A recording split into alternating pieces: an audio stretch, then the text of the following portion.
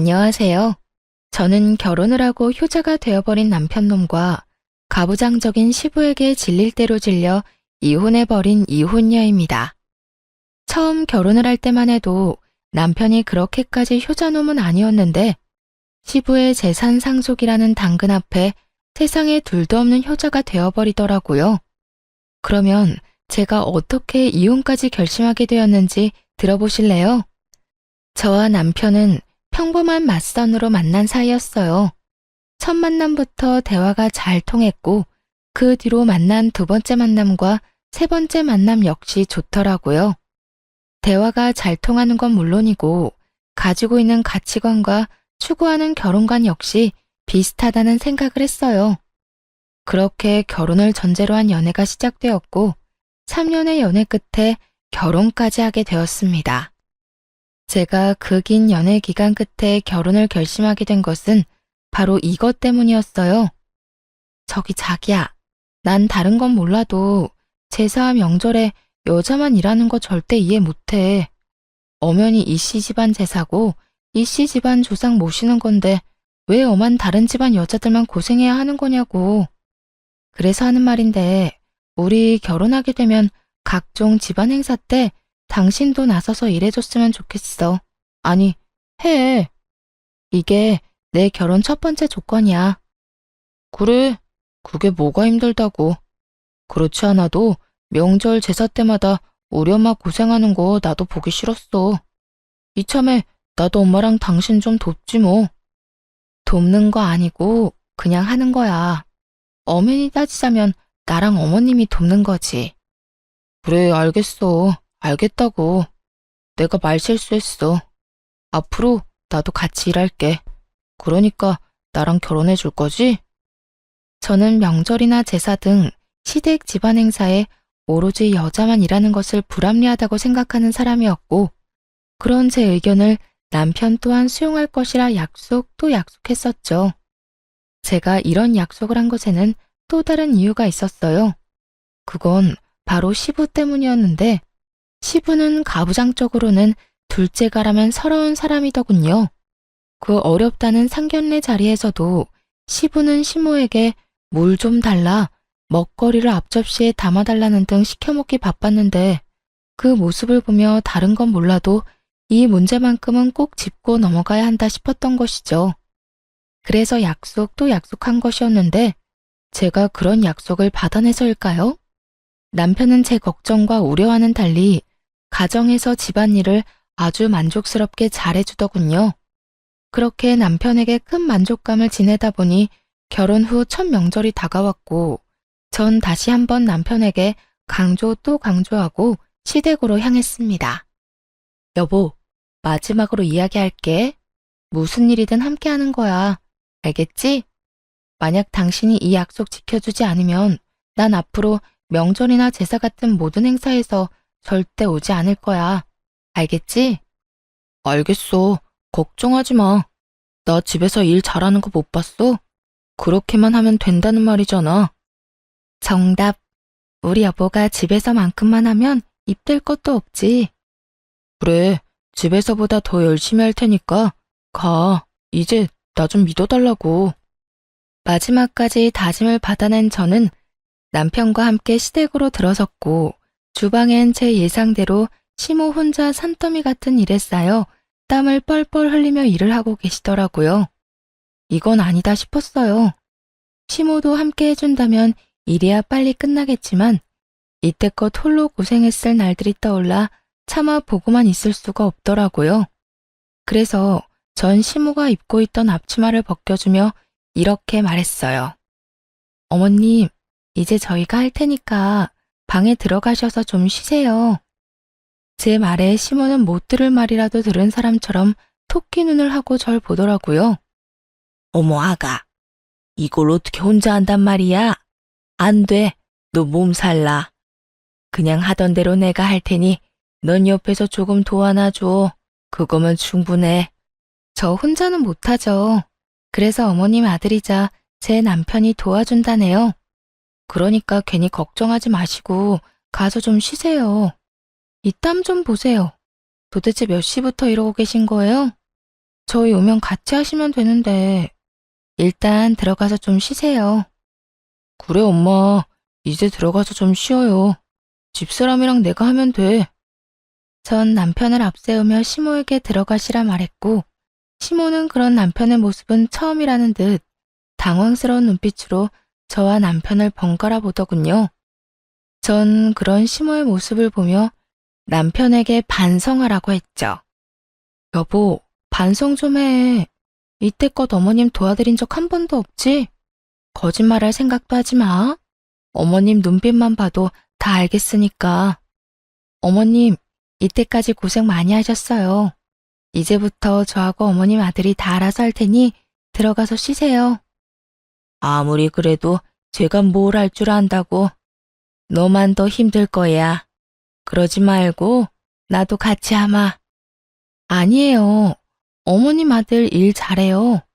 집에서도 가끔 밥도 차리는데 저보다 더 맛있을 때도 있다고요. 그러니까 어머님은 이제 주방 해방하시고 방에서 좀 쉬세요. 그렇게 시모가 등 떠밀려 주방을 벗어나려는데 시부가 등장해 주방에 있는 남편을 보고 노발대발 아주 난리를 부리기 시작하더군요. 너 지금 주방에서 뭐 하는 짓이야? 얼른 못 나와? 당신은 뭐하고 서 있는 거야? 얼른 우리 장남 나오라고 못해? 아버님, 올해부턴 남편이랑 저랑 명절 준비하려고요. 어머님 나이도 있으신데 이제 주방 졸업시켜드려야죠. 뭐야? 재아가 네가 몰라서 그러는가 본데 우리 집에선 남자가 주방에 들어가서 뭘 하는 짓은 절대로 용납이 안 되는 그런 집안이다. 어디 남자가 주방 일을 해? 에이, 그런 집안 아닌 집안 따로 정해져 있는 것도 아니고 요즘 세상에 그런 말씀하시면 큰일 나요. 큰일이 나든 말든 나는 모르겠고 당장 못 나와? 시부는 몸까지 떨며 화를 내고 있었고 남편은 저와 시부의 눈치를 살피느라 눈이 가자미 눈이 되기 직전이더군요.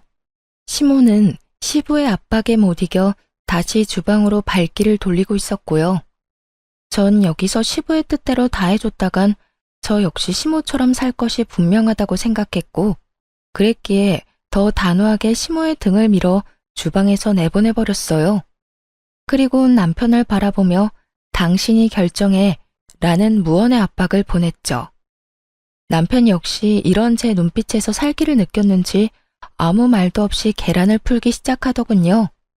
전 그런 남편을 보며 안도의 옅은 미소를 지었고 시부는 더 큰 화를 내며 고함을 지르기 시작했어요. 너 이 녀석, 지금 이 아비 말을 무시하는 게야? 당장 나오라는 말 못 들었어. 시부의 고함에 남편이 움찔하는 사이 전 시부에게 다가가 앞치마를 내밀며 이렇게 말했습니다. 아버님, 그렇게 싫으시면 아버님도 같이 해보세요. 막상 같이 해보시면 생각보다 괜찮으실 거예요. 제가 이랬더니 시부가 어떻게 했는 줄 아세요? 앞치마를 탁 쳐내버리곤 밖으로 나가버리더군요. 아예 집 밖으로 말이죠. 그렇게 시부가 밖으로 나가는 소리가 들리자 시모는 다시 저에게로 와 걱정과 우려 섞인 말을 하기 시작했어요. 아가, 너 어쩌려고 이래? 네가 몰라서 그러는데 네 시아버지 한번 화내기 시작하면 얼마나 무서운데. 네가 내 걱정되어서 그런 건 다 알지만 이젠 내가 네 걱정이구나. 어머님, 전 괜찮아요. 오늘 보시고도 그런 걱정이 되세요? 저는 걱정하지 마시고 앞으론 이런 힘든 일은 혼자 하지 마세요. 아들도 있고 며느리도 있는데 왜 혼자 이걸 다 하세요? 앞으로는 그러지 마세요. 시모는 어쩔 수 없다는 듯 고개를 끄덕였고 전 무사히 명절을 잘 보낼 수 있었습니다. 하지만 명절이 지나고 시부의 본격적인 복수가 시작되었죠. 아가, 네 시어머니가 몸이 안 좋아서 그러는데 와서 청소 좀 해라. 아가, 네가 해준 된장찌개를 먹고 싶구나. 아가, 오늘 볕이 좋아 이불을 빨아 널었더니 먼지 터는 게 문제구나. 퇴근하고 와서 먼지 좀 털려무나. 이렇듯 온갖 방법으로 저를 괴롭히려고 했었고 이 모든 연락은 제가 회사에 있을 시간에 심지어 받을 때까지 연락을 해대곤 했습니다. 상황이 이렇다 보니 일에 지장이 될 수밖에 없었고 다 무시할 수도 없는 상황이었어요. 제가 무시를 한다면 시무가 저를 대신해 들들 볶일 것이 자명했기 때문이죠. 그래서 전 시댁을 가되 절대 혼자 가지 않았어요. 남편을 대동해서 갔죠. 제가 청소를 하게 되면 남편에겐 식사 준비를 시켰고 제가 식사를 준비하게 되면 남편은 이불 빨래를 시켜버렸어요. 이불 먼지를 털던 날에는 그 어두운 밤에 잔디를 뽑는 것을 시켜버리기도 했죠. 저를 골탕 먹이려 일을 시키면 시킬수록 남편이 더 고생하는 것이 보이자 시부는 칠순을 핑계로 말도 안 되는 요구를 하기 시작하더군요. 나 이번에 칠순 잔치하기 전에 하고 싶은 게 있다. 생신 선물 말씀하시는 거죠? 뭐 가지고 싶으신 거 있으세요? 그럼 새로운 집이 가지고 싶다. 네? 집이요? 이사하시려고요? 아니, 이 집에 정이 많이 들어서 이사는 싫고 집 리모델링 좀 해다오. 리모델링이요? 아버님, 그게 한두 푼 드는 것도 아니고 저희한테 그렇게 큰 돈이 어디 있어요. 부모가 원한다는데 빚이라도 내서 해줘야 할 거 아니야. 구조도 좀 바꾸고 싶고 집도 영 어수선해서 안 되겠어. 그러니까 이번에 꼭 너희가 해줬으면 싶구나. 빚이라도 내서 해내라는 말을 듣는데 정말 기가 차서 콧방귀가 다 나더라고요. 어떻게든 부모가 자식에게 빚까지 내서 쓸데없는 리모델링을 해달라고 할 수 있는 것인지 이해도 되지 않았고요. 저희 시댁이요. 그렇게 오래된 구축 단독주택도 아니었고 구조도 꽤 잘 빠진 데다가 시무가 워낙 시부 닥달에 쓸고 닦고 해서 모델하우스보다 더 깨끗하게 잘 정리정돈된 집이에요.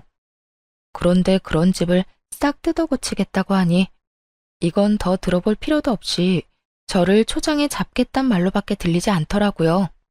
그래서 전 시부를 보며 단호하게 말했죠. 아버님, 저희 그럴 돈 없어요. 아버님 원하시는 대로 다 해드리려면 몇백이 아닌 몇천이 들 건데 그걸 빚내서 해드리고 저희는 어떻게 생활하고 살아요? 저희는 손가락만 빨고 살 수는 없잖아요. 하여튼 아버님이 뭐라고 하시든 저의 능력이 안 돼 리모델링을 못 해드리니 섭섭해도 이해해 주세요. 그러면 저희 가볼게요. 전 긴 말 들을 것도 없이 남편의 팔을 잡아 끌어 집으로 돌아왔고 돌아와 남편에게 하소연하고 있으니 남편의 전화기로 시부한테서 연락이 오더군요. 전 남편에게 스피커폰을 해서 받으라고 했고 남편은 제가 시키는 대로 전화를 받았어요. 이 한심한 놈아, 이런 식으로 계속 이 마누라한테 질질 끌려다닐 거야? 에이, 아버지, 제가 또 언제 질질 끌려다녔다고 그러세요. 집사람 말이 다 맞으니까 그냥 듣고만 있었던 것뿐이지. 맞기는 뭐가 맞아? 이러니까 내가 너 보고 한심하다고 하는 거야. 너 그런 식으로 마누라한테 끌려다니면 죽도 밥도 안 돼, 이 녀석아. 집안의 가장이 큰 소리 쳐야 가정이 올바르게 돌아가지. 어디 안 여자가 가장보다 큰 목소리를 내? 너 이 아버지 말 새겨들어. 너 그대로 네 마누라 말 듣고 살다간 다 늙어서 밥 한 그릇도 못 얻어먹어, 이 녀석아. 에이, 집사람 그런 여자 아니에요. 그리고 밥 좀 못 얻어먹으면 뭐가 어때서요? 제가 차려 먹으면 되죠. 저 요리 잘해요, 아버지. 남편은 시부의 호통을 요리조리 잘도 피해 다녔고 시부는 그런 남편의 대답에 도저히 안 되겠다 싶었는지 최후의 조건을 내걸더군요. 저로서는 정말 가관일 수밖에 없는 조건을 말이죠. 너, 이 아비 말 잘 들어라. 만약에 네가 이번에 네 마누라 제대로 휘어잡아서 우리 집 리모델링 해주면 내가 내 재산 다 주마. 네 누나는 땡전 한 푼 주지 않고 너 다 준다 이 말이야. 정말이세요? 정말 누나하고 나누는 게 아니라 저 다 주신다고요? 그래, 네가 원하면 내가 각서도 써주마. 그러니까 네 마누라는 네가 알아서 휘어잡고 살아. 그 증거로 우리 집 리모델링도 해주고. 너도 알지? 이 아비가 한 푼 두 푼 모은 돈이 꽤 된다는 거. 네 마누라 말 듣고 리모델링 비용 아끼다간 더 큰 재산 잃게 되는 꼴이란 거 명심하고 앞으로 알아서 행동해. 시부의 말도 안 되는 조건에 저는 코웃음이 나는데 남편은 저와는 생각이 전혀 다른지 시부의 전화를 끊고선 눈을 반짝이며 저를 보더라고요. 왜? 뭐? 그 눈빛은 뭐야? 아니, 당신도 방금 다 들었잖아. 우리 아버지가 재산 다 우리 준다는 말. 들었지. 애초에 말도 안 되는 말. 뭐가 말이 안 된다는 거야? 우리 아버지 한다면 하는 분이셔. 그래서 뭐 어쩌자는 거야? 본론만 말해. 어쩌자는 거긴.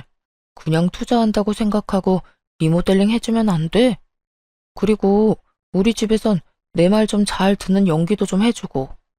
그것만 하면 아버지 재산 우리 누나한테는 주지도 않고 나한테 다 주신다잖아. 당신만 눈 딱 감고 아버지 원하는 대로 내내 하고 살면 뽕돈이 생기는데 그것도 못 해줘? 남편은 이미 시부의 말에 현혹되어 눈이 반쯤 풀린 듯 했어요. 애초에 재산을 바라고 그런 연기까지 한다는 게 말이나 된다고 생각하는 것인지. 아니, 애초에 자식들에게 물려줄 본인 돈으로 저와 이렇게 싸우지 않고 편하게 리모델링하면 될 일인데 굳이 이렇게까지 일을 키워야 하느냐는 생각에 그 모든 상황이 짜증이 치솟더군요. 여보, 내 말 잘 들어. 제발 헛된 꿈, 헛된 기대 좀 버려. 그리고 그럴 시간에 자기 개발에 더 힘쓰고 스스로 잘 될 생각을 해. 재산 바라고 마누라한테 쥐죽은 듯이 내내 하라는 말이 나와? 우리 결혼하기 전에 한 약속 잊었어?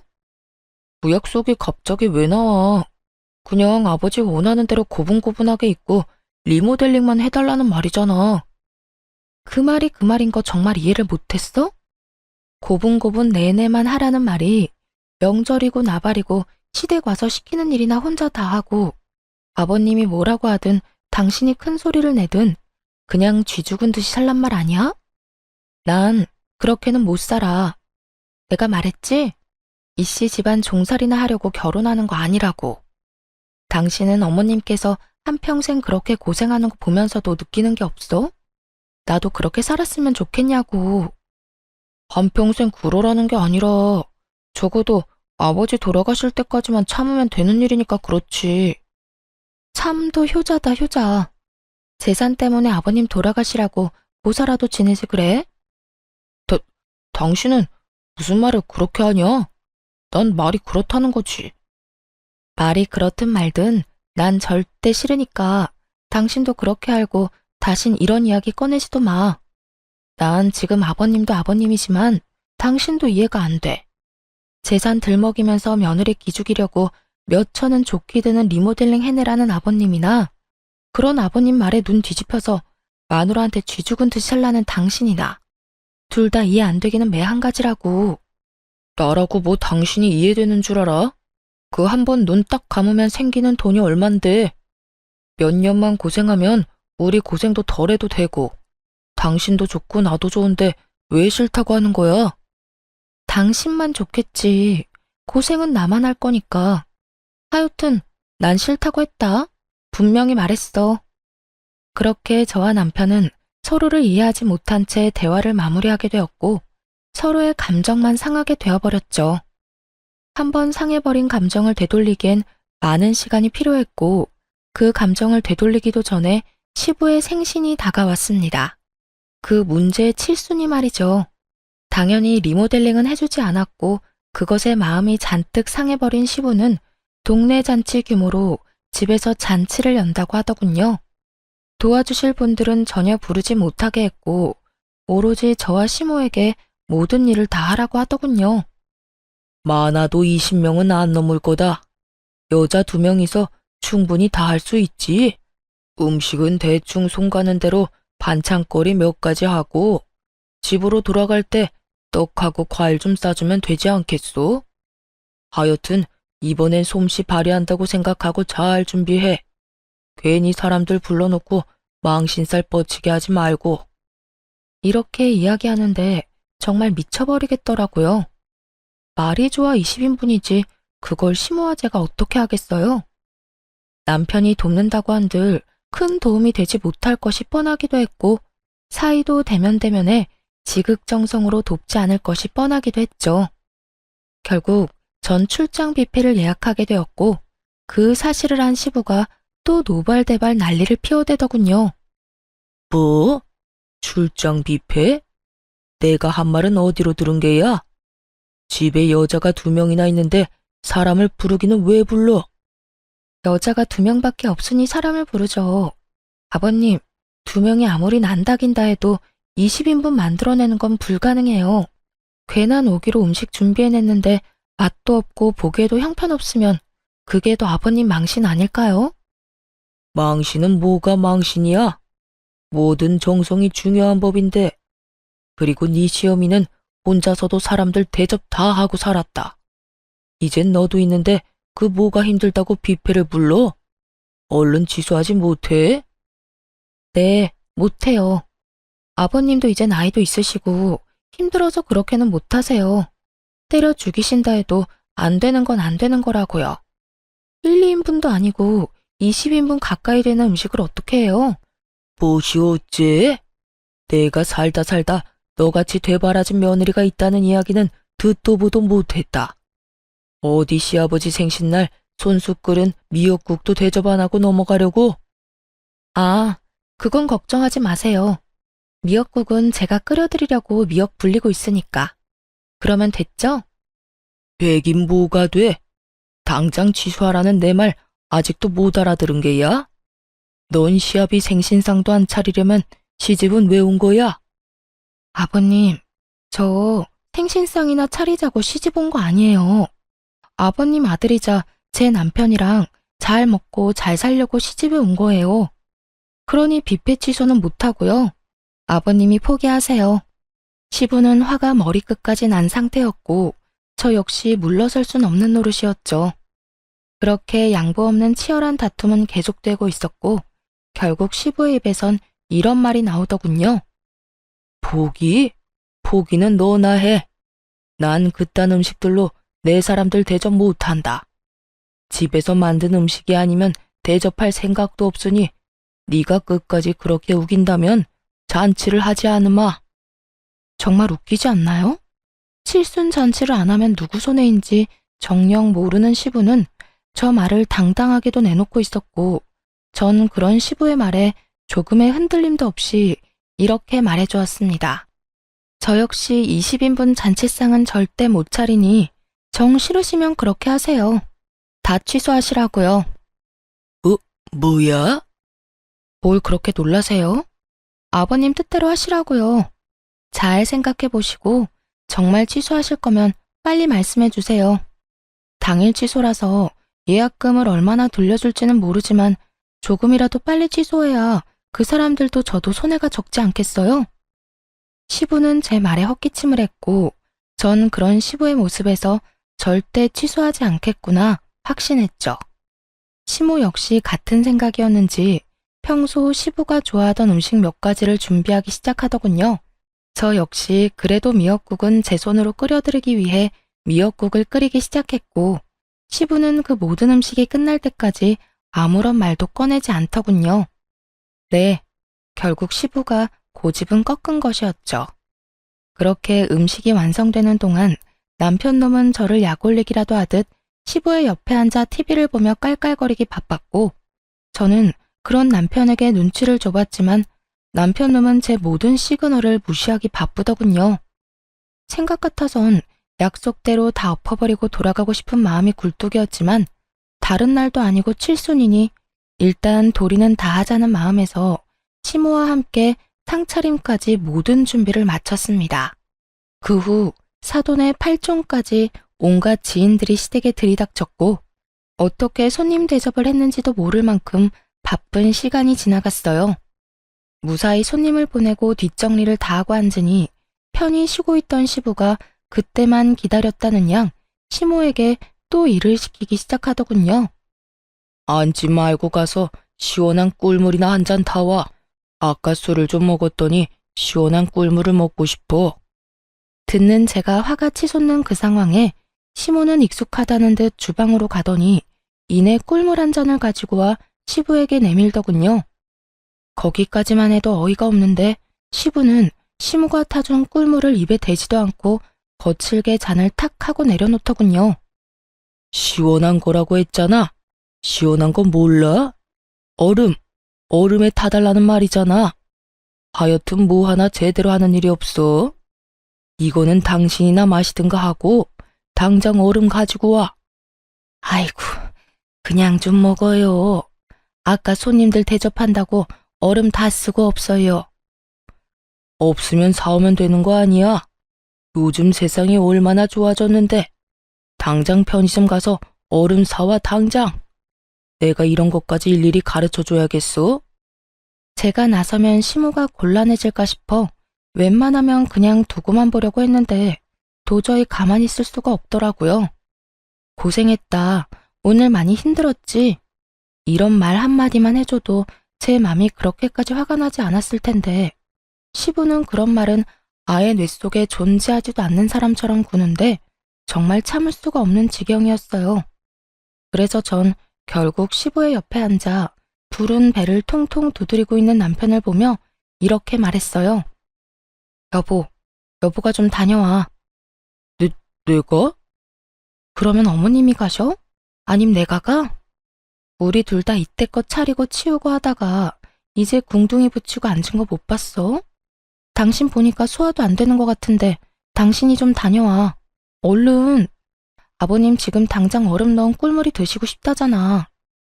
아무리 저와의 감정이 좋지 않더라도 양심이 있다면 그리고 제자리에 잘 달려있다면 당연히 남편이 가줄 거라 생각했습니다. 그만큼 시무와 저는 눈코 뜰 새 없이 고생을 했고 그에 비해 남편은 앉은 자리에서 먹느라 바빴으니까요. 그런데 남편은 이런 저의 예상을 와장창 조각내버리는 말을 짓거리기 시작하더군요. 나? 싫은데? 너 지금 배불러서 꼼짝도 하기 싫어. 그러니까 엄마가 정 걱정되면 당신이 가. 그러면 되겠네. 그 순간 남편과 제가 했던 약속들이 제 뇌리를 스쳐가고 철석같이 고개를 끄덕이며 약속 또 약속하던 남편의 얼굴이 산산조각이 나더군요. 시부는 남편의 말에 우리 아들 잘한다는 듯 긍정의 고개를 끄덕이고 있었고 전 그 모습에 더욱 화가 치솟았어요. 당신 진짜 적당히 좀 해. 나랑 한 약속 기억 안 나? 당신이 이런 식으로 하면 나도 가만히 있지 않는다고 했을 텐데. 그리고 굳이 약속이 아니라도 이 정도는 해줄 수 있잖아. 오늘 하루 종일 고생한 어머님이랑 내가 안쓰럽지도 않아? 안쓰럽기는 무슨? 우리 엄마는 당신 시집 오기 전에 더한 일도 혼자 다 했어. 그리고 당신도 그래. 시집 왔으면 시댁 가풍에 따라야지. 그까진 약속이 뭐라고 이렇게 날 들들 볶아대는 거야? 그까진 약속 각서라도 쓴 것도 아니고 난 할 만큼 했거든. 그러니까 당신이나 적당히 해. 우리 부모님 다 듣는 데서 이게 뭐 하는 짓이야? 감히 하늘 같은 남편한테. 하늘 같은 남편? 그래, 하늘 같은 남편. 그리고 말이 나왔으니까 하는 말인데 당신만 참으면 우리 집에 큰 소리 날 일도 없어. 큰 소리만 안 나겠어? 나도 편안하게 우리 아버지 재산 다 받을 수도 있고 그러면 나만 좋은 거 아니라고 했잖아. 그 재산 받으면 나 혼자 다 쓰는 것도 아니고 다 우리 거가 되는 건데 당신이 조금만 우리 아버지 비위 좀 맞춰주면 안 되냐? 꼭 이렇게 사사건건 다 걸고 넘어져야겠어? 그 순간 머릿속이 하얘지며 이혼이 떠오르더군요. 말이 좋아야 비위이지 남편 말은 그야말로 시댁 종노릇이나 하면서 평생 살라는 말인데 그걸 제가 왜 참고 살아야 하나 싶었어요. 전 그렇게 살려고 결혼한 것도 아니었고 이런 남자란 걸 알았으면 애초에 결혼 따윈 하지 않았을 테니까요. 내가 사사건건 다 걸고 넘어지는 게 아니라 사사건건 말도 안 되는 소리를 아버님이랑 당신이 하는 것뿐이야. 그리고 난 그딴 돈 필요 없거든? 내가 말했지? 그 돈 받을 때까지 고생하는 사람은 나뿐이라고. 당신만 귀한 자식 아니야. 나도 우리 집에선 귀한 딸이라고. 그러니까 남의 집 귀한 자식 종 취급할 생각하지 마. 이게 무슨 종 취급이야. 어른한테 말대꾸하지 말고 좋은 게 좋은 거라고 하면서 잘 살자는 말인데. 아버님은 제 손으로 물 한 잔 떠다 먹는 법이 없고 당신 또한 그런 아버님 옆에 앉아서 날 부려먹겠다고 눈을 반짝이고 있으면서 종 취급이 아니라고? 입은 삐뚤어졌어도 말은 바로 해라. 그게 종 취급이야. 가만히 앉아서 남자라는 이유로 여자들 부려먹는 거. 아버님이야. 워낙 그러고 살아오신 세월이 있으니 100번 양보해서 그럴 수 있다고 치자. 당신은 뭐야 도대체? 보고 배울 게 없어서 지금 그딴 걸 배워? 내가 진짜 살다 살다 이렇게까지 사람 무시하는 몰상식한 사람들은 처음이야. 마지막이라고 생각하니 못할 말이 없더라고요. 물론 제가 못할 말이 없도록 남편이 판을 잘 깔아주기도 했고요. 제 입에선 그간의 우라가 터져나오고 있었고 제 말을 듣고 있던 남편은 더는 참을 수 없다는 듯 손을 올리더군요. 남편의 손과 제 뺨이 맞닿는 순간 이게 무슨 일인가 싶어 사고가 멈춰버리더군요. 이게 현실인가 꿈인가, 정말 이게 현실이 맞나 하는 생각에 혼란스럽게까지 했습니다. 그렇게 제가 황당함에 사고가 멈춰버린 순간 시모가 자리에서 일어나더니 저를 대신해 남편에게 똑같이 되돌려주더라고요. 아무도 예상하지 못한 시모의 행동에 남편 역시 당황하며 볼을 매만지며 눈을 끔뻑이고 있었고 시부는 호통치기 시작했어요. 당신 지금 뭐 하는 짓이야? 미쳤어? 감히 누구한테 손을 대? 누구한테 손을 대기는요? 내 아들한테 손 댔어요. 뭐 문제 있어요? 내 배로 낳은 내 자식한테 이 정도 할 자격도 없어요. 아니 이 옆에 내가 진짜 미쳤나? 정신 못 차려? 어디 감히 소리를 질러? 시부는 더 큰 호통으로 시모를 대하고 있었고 시모는 더는 못 참겠다는 듯 앞에 놓인 꿀물을 시부에게 그대로 부어버리곤 참았던 말을 쏟아내더군요. 내가 웬만하면 애들 다 보내고 이야기하려고 했는데 도저히 안 되겠네. 일단 너는 지금 네 마누라한테 뭐 하는 짓이야? 새애기가 너한테 그리고 우리 집안에서 이런 취급이나 당하려고 시집 온 줄 알아? 엄마가 내내거리고 사니까 세상 모든 여자들이 다 그러고 살아야 한다고 생각이라도 한 게야? 어디서 못된 것만 배워서 이딴 짓거리나 하냐고? 엄마, 그게 아니고 나는 집사람이 말을 너무 심하게 하니까. 조용히 못해? 나도 귀 있고 눈 있어. 네 집사람이 너한테 못할 말 한 게 뭐가 있어? 이 늙은 어미 대신 너한테 얼음 좀 사오라고 한 거? 몰상식한 인간들한테 몰상식하다고 한 거?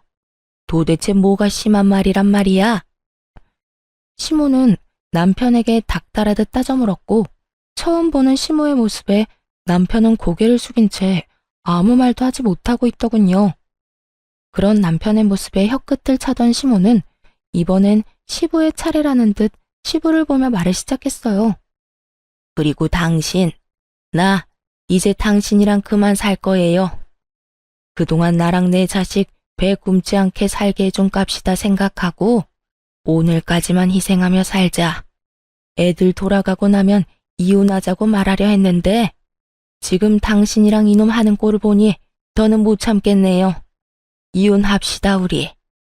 갑작스러운 이혼 통보에 시부는 당황한 듯 말을 되물었지만 시모는 꽤 오랫동안 오늘만을 기다린 사람처럼 담담하게 말을 꺼내더라고요.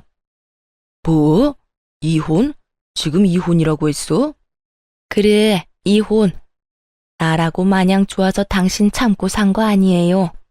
그저 자식들 시집장가만 다 보내고 나면 나도 당신 떠나 편하게 살 거라고 오늘만 기다리고 꾹 참고 살았다고. 오늘 당신 칠순잔치까지 딱 해주고 조용히 이혼하려고 했더니 어떻게 당신은 사람을 그렇게까지 부려먹을 수가 있어? 얼음이 없어서 꿀물을 못 마시겠다고? 그깟 얼음이 뭐라고? 하루 종일 제대로 한 번 앉지도 못하고 일한 사람을 그렇게나 못 살게 구냐고. 끝까지 사람을 이렇게까지 질리게 만들 수가 있는지. 난 이제 당신한테 남은 정도 없어요. 그러니까 이혼합시다. 제발. 당신 진짜 미쳤어? 제정신 아니야? 당신 나이 60이 넘어서 이혼은 무슨 이혼이야? 그래요. 평생을 종처럼 살다 보니 벌써 60이나 됐습니다. 그래서 앞으로 남은 여생은 누구 집 종이 아니라 나 자신으로 살고 싶어요. 그러니 이혼해요. 나 이제 당신 손발로 그만 살고 싶다고.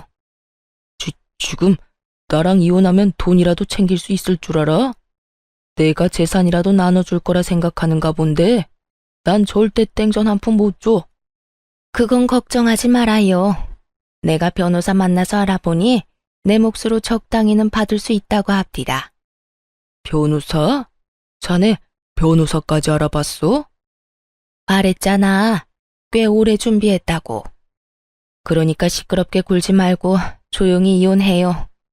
아가, 가자. 너도 여기 더 있어봤자 좋은 꼴 못 본다. 네, 어머님. 결국 시모는 이혼을 통보해버렸고 저 역시 남편과의 이혼을 생각하고 있었으나 일단 상황이 그러하니 아무 말 않고 시모를 모시고 집으로 돌아왔어요. 저희 집에 들어서자마자 시모는 긴장이 풀리는지 그대로 주저앉아 저를 보며 미소를 지어 보이더군요. 전 그런 시모에게 엄지척을 해드렸고요. 어머님, 대단하세요. 도대체 언제부터 준비하신 거예요? 그저 참고 사실 줄 알았는데. 한평생 계획하고 있었지. 처음엔 이혼이 무서워서 못했고, 그 뒤론 자식들 배불리 키우느라 못했고, 그 뒤론 자식들 결혼시키느라 또 못하고, 그렇게 키운 자식이 너한테 하는 꼴을 보는데 내가 아차 싶더구나. 저 녀석이 날 보고 커서 당연히 여자는 참고 사는구나 싶은지 오늘 저딴 식으로 구는 걸 보는데 아가야, 내가 미안해. 그런 험한 꼴 당하게 해서 말이다. 아니에요, 어머님. 자식 잘못이 다 부모 잘못이 아니에요. 그러니 그런 생각하지 마세요. 그렇게 시모와 전 한참 동안 대화를 나누었고 대화를 나누고 있으니 남편이 씩씩거리며 집으로 들어오더니 득달같이 시모에게 화를 내기 시작하더군요. 엄마, 나이 먹고 이혼은 무슨 이혼이야. 이때까지 잘 살았잖아. 네 눈엔 엄마가 잘 산 것 같아? 엄마 하루하루 네 아빠 때문에 피 말리면서 살았어. 난 이제 하루를 살더라도 내 생각만 하고 내가 살고 싶은 대로 살 거니까 너도 아무 말 하지 마. 엄마 지금도 마음대로 살고 있잖아.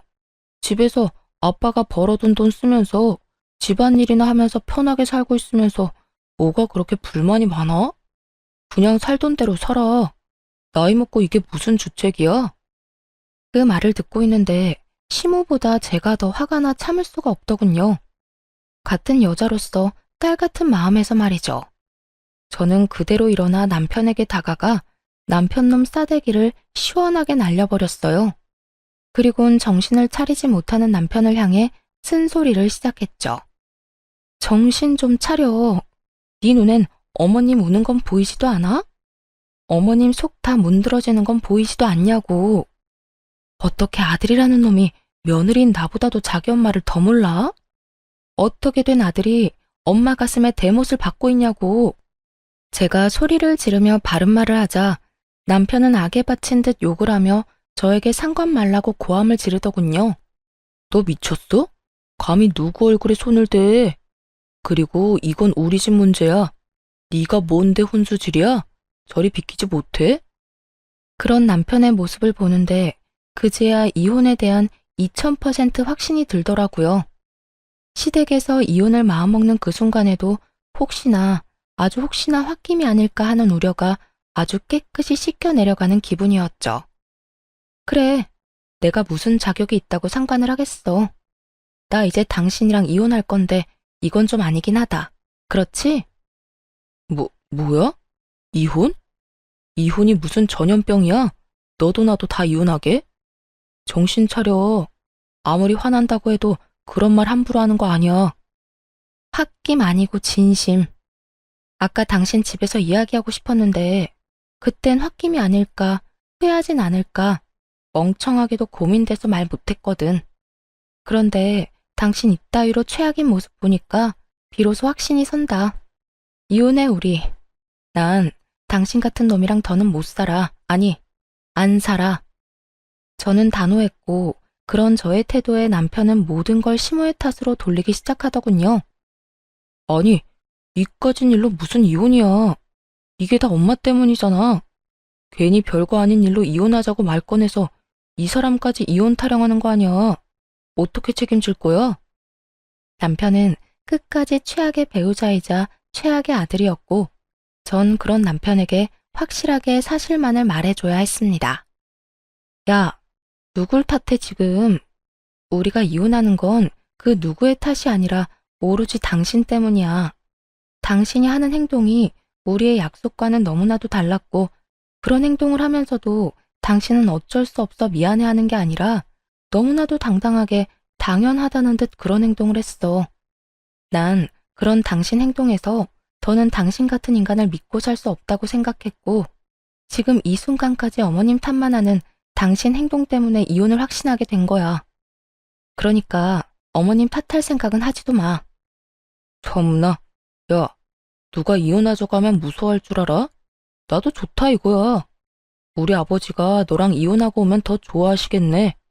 그렇지 않아도 너 같은 며느리는 꼴도 보기 싫다고 노래를 부르셨는데, 이혼했다고 하면 그 재산 당장 다 물려주시지 않겠어? 난 그 재산 받아서 떵떵거리면서 잘 살 테니 그때 가서 후회나 하지 마. 너나 후회하지 마. 그 재산이 진짜 당장 네 손에 들어올 것 같아? 당신이 당신 아버지를 몰라도 너무 모르네. 내가 모르긴 뭘 몰라? 아마 모르긴 몰라도 이혼했다고 하면 재산 다는 아니더라도 크게 한몫 떼주시겠지.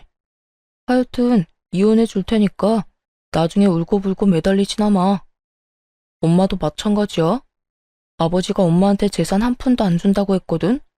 그러니까 아버지 화 더 돋우지 말고 집으로 들어오는 게 좋은 거야. 그러면 나는 먼저 가 있을 테니 두 사람 다 생각 잘하라고. 남편 놈은 끝까지 헛된 기대를 품고 집을 나가버렸고, 저와 시모는 그런 남편 놈의 뒷모습을 보며 동시에 혀끝을 찼습니다. 그렇게 시모와 저의 이혼은 진행되었어요. 우선 저는 부당한 대우를 이유로 시부와 남편에게 위자료를 청구했고, 많지 않은 금액이지만 어찌되었든 위자료를 받을 수 있었어요. 그리고 시모 역시 시부에게 위자료와 총 재산의 절반을 분할받고 제대로 이혼할 수 있게 되었네요. 끝까지 이혼을 거부하던 시부는 이혼이 선고되던 그날 눈물까지 흘리며 시모에게 매달리는 모습을 볼 수 있었죠. 당신, 아니 여보, 내가 다 잘못했네. 잘못했어. 이제 와서 내가 당신 없이 어떻게 산다는 말이야. 나 당신 없으면 잠도 제대로 못 자는 거 알면서 꼭 이렇게까지 해야겠어? 네, 이렇게까지 해야겠어요. 잠을 못 자면 정신병원에 가보세요. 요즘 약 잘 나와서 아마 금방 잠들 수 있을 거예요. 여보, 그러지 말고 잘 생각해봐. 내 나이도 그렇고 당신 나이도 그렇고 서로 의지하고 등이나 긁어주면서 잘 살아야 할 나이인데 지금 이혼해서 어쩌자고 이러는 게야? 어쩌긴요. 나는 나대로, 당신은 당신대로 잘 살자고 이러는 거죠. 나는 이제 당신이 없어야 잘 살 것 같으니 다신 연락도 하지 말고 소식도 전하지 말고 살아요. 그러면 잘 가고 저승길에서도 마주치지 맙시다. 시모는 애걸복걸하며 매달리는 시부를 뿌리치고 가버렸고, 전 남편은 끝까지 저에게 후회할 거라며 아주 희망에 차 있더군요. 당신, 후회하지 마. 이제 아버지 재산 다 받으면 우리 고생도 다 끝일 텐데 그때 가서 후회하지 말라고. 난 후회 절대 안 하니까 네 꼬장꼬장한 아버지나 잘 데리고 잘 살아봐. 제 말에 남편은 콧방귀를 끼고 가버렸고, 그렇게 반년도 채 되지 않아 울먹이며 전화가 왔더군요. 여보, 나 재산이고 뭐고 미쳐버릴 것 같아. 아버지랑 도저히 못 살 것 같다고. 이제 와서 왜? 고생은 다 끝났다고 입이 귀에 걸렸더니. 고생이 다 끝나기는. 나 요즘 아버지 때문에 너무 힘들어. 정말 우리 아버지 너무하는 거 아니야? 손가락 하나 까딱 안 하고 다 시켜먹는데 조금이라도 본인 마음에 안 들면 이따위로 하면 재산이고 뭐고 없다면서 어깃장까지 놓는다니까. 내가 그 재산 유세에 참고 살 수가 없어. 이렇듯 한참을 하소연하던 전 남편은 우물쭈물한다 싶더니 준비한 말을 꺼내기 시작하더군요. 그래서 하는 말인데 우리 재결합하면 안 될까? 내가 당신만 다시 허락해주면 재산 받는 즉시 절반 딱 떼줄게. 응? 내가 각서도 써줄 수 있어. 난 재산도 필요 없고 각서도 필요 없어. 그러니까 제발 정신 좀 차리고 나한테 연락하지 마라. 한 번 더 나한테 연락하면 진짜 경찰에 스토킹으로 신고할 거니까. 그 후 경찰이 무섭긴 했는지 전 남편에게 연락이 오지 않았습니다. 들리는 소문엔 결국 전 남편은 전 시부의 만행을 이겨내지 못하고 집을 나와버렸다고 하더군요. 전 남편이 나오며 다시 부려먹을 사람이 사라진 전 시부는 시모 사는 곳까지 알아내 매일같이 찾아가 빌었다고 하고요. 그렇게 빌어본들 마음이 바뀔 리가 없었고 어머님은 문조차 열어주지 않고 접근 금지 신청까지 해버렸다고 하더군요. 결국 전 남편은 전 시부의 재산도 못 받고 저와 이혼까지 하게 되었고 전 시부는 손가락 하나 까딱하지 않고 살아왔던 세월이 있다 보니 혼자 밥도 제대로 못 챙겨 먹고 있다 하더군요. 돈이 있으면 뭐 하나요? 혼자 하는 것이 단 하나도 없는데 말이죠. 그 후 전 회사 생활을 하며 잘 지내고 있습니다. 전 시부의 괴롭힘에 몰골이 다 상해버린 전 남편이 회사 앞에 찾아와 울고불고 매달리며 다시 재결합 이야기를 꺼내긴 했지만 매몰차게 뿌리치며 다시 경찰 이야기를 꺼내니 두 번 다신 찾아오지 않더라고요. 꽁지 빠지게 도망치는 꼴이 얼마나 통쾌했는 줄 모릅니다. 그렇게 그 집과는 연을 다 끊었는데 어머님과는 꾸준히 연을 이어오고 있어요. 어머님과 연락을 자주 하며 밥도 먹고 가끔 영화도 보며 데이트를 즐기기도 하고 가까운 근교로 산책하러 나가기도 하고요. 어머님은 요즘 노인 학교에 다니고 계시는데요. 배움이 짧아 한평생 한이셨는데 이혼을 한 후 하고 싶었던 공부도 하게 되었다며 그 한을 풀었다고 하시곤 한답니다. 그런 어머님의 모습을 보며 저 역시 많은 것을 배우고 또 느끼곤 해요. 어머님이 지금 행복을 찾으셨듯 저 역시 언젠가는 이혼의 아픔을 다 이겨내고 진정한 행복을 찾을 수 있겠죠? 이로써 저의 긴 이야기가 끝이 났습니다. 저의 긴 이야기 끝까지 함께 해주셔서 감사합니다. 행복하세요.